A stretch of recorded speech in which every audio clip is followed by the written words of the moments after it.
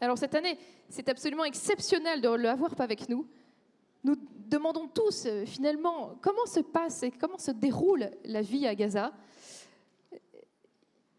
Il s'agit du père Gabriel Romanelli, le curé de la paroisse de la Sainte Famille, qui va venir me rejoindre tout de suite pour nous raconter.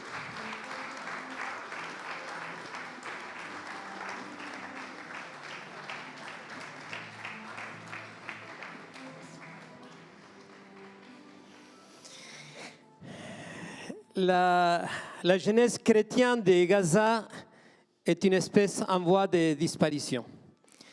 C'est notre souhait que cela n'arrive pas. Très bonne soirée à vous tous.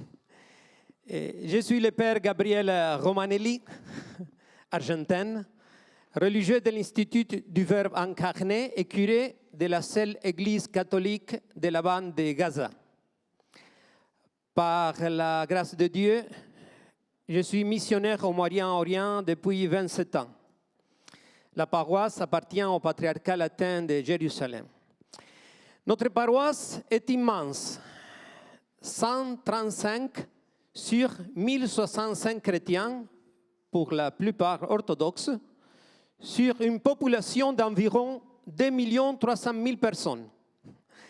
C'est un grand défi et une belle mission. Pourquoi Gaza? Gaza fait partie de la Terre Sainte. Les premiers chrétiens qui sont passés n'ont été ni plus ni moins que Jésus, Marie et Joseph. Par conséquent, la paroisse s'appelle de la Sainte Famille. Depuis 2000 ans, il y a toujours eu une communauté chrétienne souvent florissante, d'autres fois moins nombreux, mais toujours fidèles au Christ. Les principaux problèmes, le plus important, le manque de liberté du mouvement. Gaza est une grande prison à ciel ouvert. La majorité de la population n'en est jamais sortie. Il ne fait pas. C'est interdit. Au manque de liberté s'ajoute le manque de paix. 4 guerres officielles ces dernières années. Le manque d'électricité. On a seulement entre 4 à 8 heures par jour. Et le manque d'eau potable ajoute sa note dramatique. La majorité de la population est jeune et sans emploi.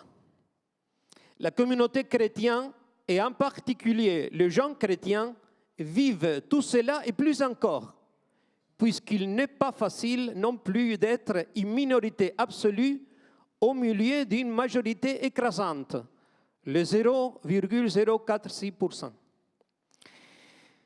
Pourquoi le projet de création d'emplois pour les jeunes chrétiens? Car, dans les circonstances actuelles, c'est la tranche d'âge la plus menacée. Ils ne trouvent pas de travail et veulent émigrer. En obtenant un emploi permanent, beaucoup abandonnent leurs tentatives et commencent à penser à rester, comme cela s'est effectivement produit plusieurs fois récemment.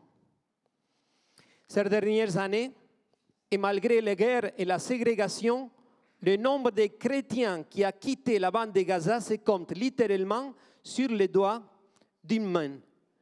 Et cela, selon nous, est largement dû au succès de ces projets. De quoi parlent ces projets? En identifiant les qualités du jeune qui a besoin du travail, à trouver une entreprise qui a besoin et accepte de lui donner du travail et à obtenir un financement pour une durée maximale de 2 ans. Petit à petit, il est proposé à l'entreprise qui a accepté les salariés de les prendre en charge ou au moins de participer avec un pourcentage au financement.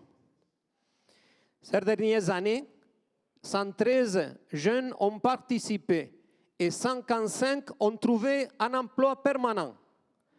Certains d'entre eux ont pu se marier en comptant sur ces revenus et d'autres ont même pu commencer à payer leur maison, comme c'est le cas de Ramzi, que c'est un des garçons que c'est sur le film, qui grâce au projet s'est marié et a commencé à vivre dans la maison qu'il paye.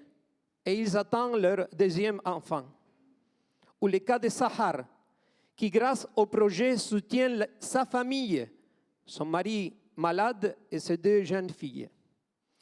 À notre avis, c'est une manière efficace d'essayer de maintenir allumée la lumière de l'Évangile dans cette partie de la Terre Sainte qu'est Gaza. Car sans cette lumière, Gaza serait un enfer. C'est vrai que cela demande beaucoup d'efforts, mais l'enjeu est bien plus grand. Grâce à votre don, une dizaine de jeunes chrétiens pourront avoir cette possibilité pendant 1 an. Que la magnanimité de nos saints nous pousse, chacun selon sa capacité et sa vocation, à faire de grandes œuvres pour notre Seigneur et Notre-Dame. Merci beaucoup pour votre écoute attentive.